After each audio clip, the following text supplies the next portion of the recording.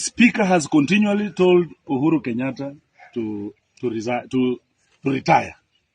The irony is, Uhuru alipata Wetangula kwa bunge, akamwacha akakuwa rais, akamaliza.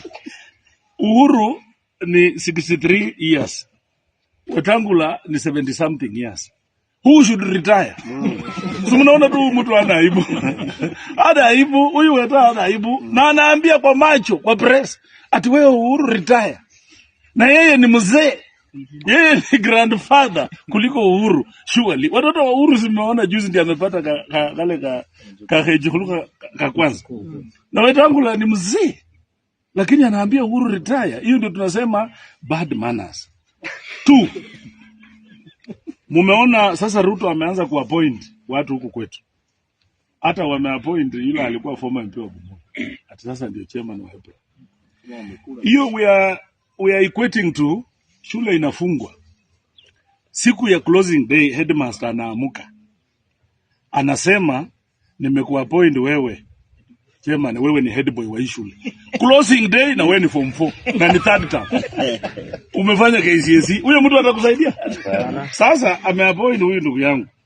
He is supposed to resign in January. Alafu sasa sisi Ruto tulimalizana. Hata alete deputy president saa hii, apatie Wetangula deputy president. Huyo tulimalizana. Hata aandike nani, na hiyo pesa wanaleta hapa kwa magunia watu wetu kula.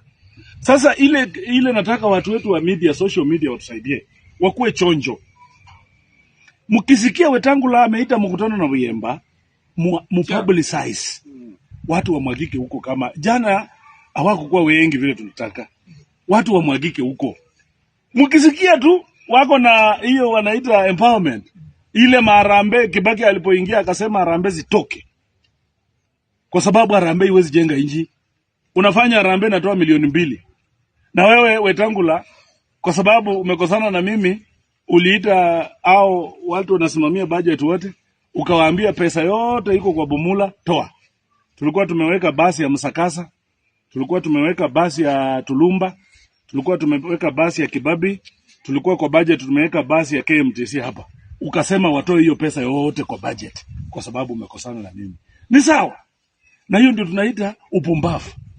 Kama wewe unasema watu watolee pesa ya Bumula, ni sawa. Sasa basi moja ni 24 million.